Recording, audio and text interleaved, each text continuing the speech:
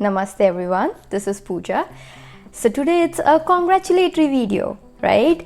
I'm making this video to congratulate all who have cleared their NPTE in 2020 and now they are licensed physical therapists in United States. Yay!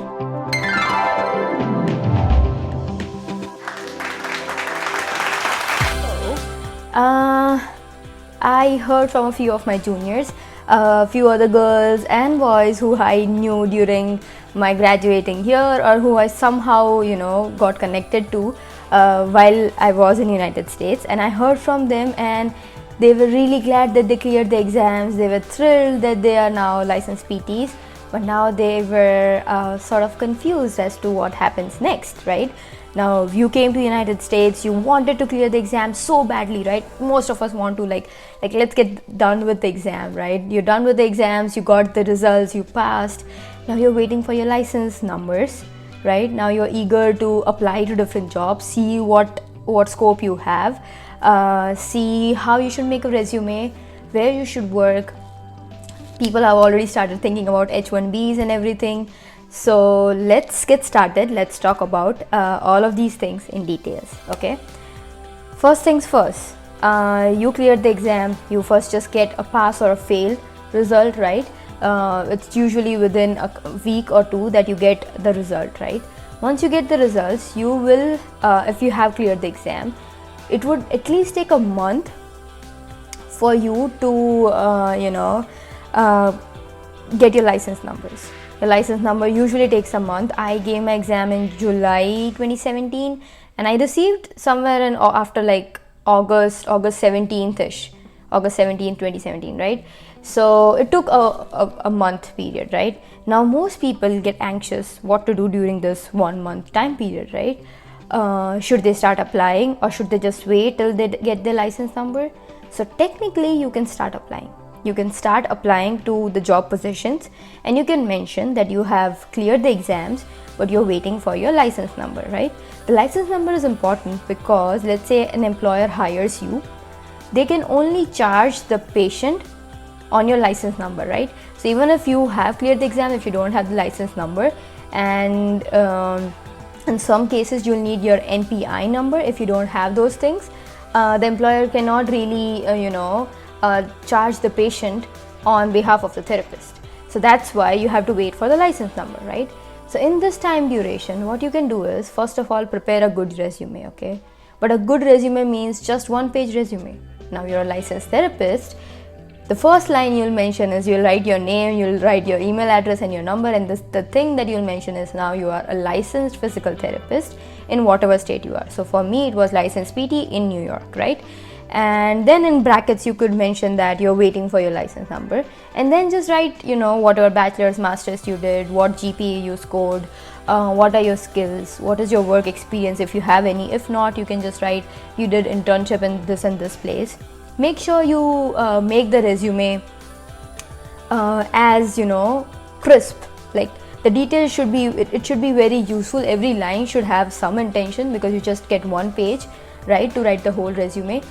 But I also don't want you guys to freak out on how perfect the resume has to be or the cover letter has to be, because the important thing is that you are a licensed PT and you know what you have to do. So let's say I was applying for pediatrics, so my resume did specify that I had done internships in pediatrics and I had knowledge about kids with cerebral palsy, Down syndrome, autism, stuff like that. So same way, you just have to mention that you do have knowledge and you have the license, and more often than not you will get a call from the prospective employer, okay, and go meet them, okay. Once you, so many asked how they should apply. The easiest way to apply would be online. Prepare your resume. I used Indeed. I didn't really use other things. I used Indeed, and just upload your resume to whatever jobs you feel like you match with them. If you are called for an interview, go for the interview, discuss what your expectations are, get to know what their expectations are, how many patients they have. I've made a whole video for this, but again, I'm just describing what you need to do once you go for the interview. There's nothing wrong in giving 10 different interviews, okay?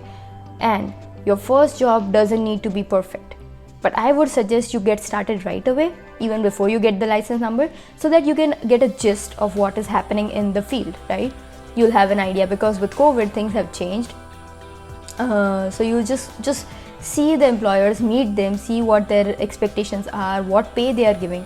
What happens is, after the first 3 interviews, you'll get good at giving interviews, because you'll know what to say, what not to say, you'll know how to negotiate, and that's experience is the best teacher. So go apply to as many positions as you can, and don't just agree to any contract right away. Okay, I understand many of you are looking for H1Bs, and it makes sense to like get things started and then get your H1B. But when you sign a contract, sometimes the terms can be bounding, meaning this happened to me. That's why it is something that I wanted to share on the video. When I first cleared the exam, right, and it was the same duration, I was waiting for my license number, and someone gave me a reference and I went for the job position, and that was the agency. Okay, so I spoke to the agency. The guy says that they are going to pay me $35, but I was new, I was naive, so I didn't really know what to say. I was like, okay, good. I went for the interview and I was like, okay, but I really want to see other options. And the agency guy was like, you won't really get jobs anywhere, you just cleared and you don't really have any experience and stuff like that. And I was offended, but I was also scared that, oh, really, I won't really get a job or something like that. And then he's like, you just sign a contract with me and I'll make sure that your pay increases from 35 to 40 and so and so. So I was like, okay, send me the contract, I'll read the contract and then I'll get back to you. Now in the contract it said that I have to be with this employer for at least, I guess, 3-year time duration, and then he'll do my H1 and green card and whatever, okay? So I asked him, what if I want to leave? I don't like this clause and the term in the contract, and I want you to remove that term. Okay, I would not sign a contract which says that I have to be with you for 3 years. What if I don't like working with you? What if I get a job that's higher paying? And he's like, no, that's okay. He was an Indian. He was an Indian guy who had the agency, and he was like, no, that's okay. I let my employees, break the contract and go if they want. I understand. It's just there because it's there. But the thing was, if I breached the contract, then I will have to pay him $60,000, right? So me and my husband, we thought about it, and we thought that there's something fishy, and I didn't carry on with him. But I have seen other friends of mine who were stuck in that 3-year duration, and they are still working for this guy for $35 an hour. And I feel this anger that comes within me when I see my friends suffering. So I don't want any of you to get stuck in a contract that you don't enjoy. Again, if you are going for H1Bs, you will have to do a contract, but make sure that it is beneficial to both of you and is not exploitative in nature, meaning they say this is the pay you get and you have to work for so and so hours and they'll send you wherever they want. No, it has to be on good terms. It should be beneficial for you, and it should also be beneficial for the employer for sure. Okay, so these are the things that you need to see. Never sign a contract before reading it thoroughly. Also ask questions when you feel these are the points that are doubtful. It's better to negotiate everything before signing than just feeling guilty and feeling stupid once you sign it. Okay, so please keep these things in mind. The second thing is try getting direct job offers too. Okay, so when this experience happened with me, I decided I don't really want to go through an agency, but again, I was not getting any direct job offers, right?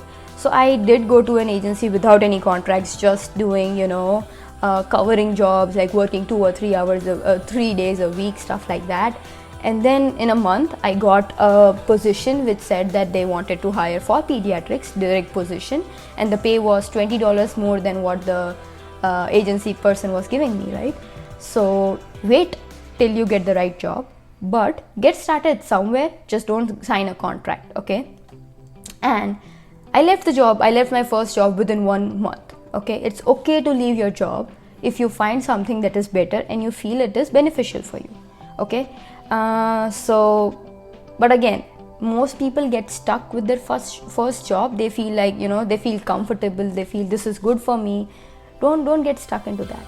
if you really like a specific field and if you really want to work in that field, yeah, if you, for the initial time being, start working wherever you can, okay, with decent pay, but then keep on looking for that opportunity, and once that opportunity presents itself, go get the job.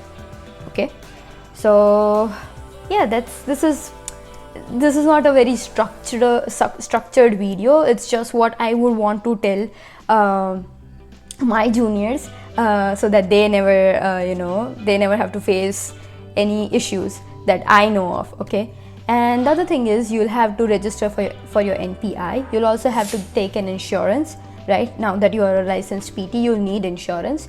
HPSO, it is HPSO or HSPO, I usually forget, but that's a good company. I'll leave the link in the comment section, in the description box, and you can check that out. So get your NPI number, get your insurance number, get started. Make sure you don't sign anything without reading it thoroughly, and enjoy. You have done what you were working so hard for. So yeah, see you in the field there. All the best, and see you next time. Bye bye.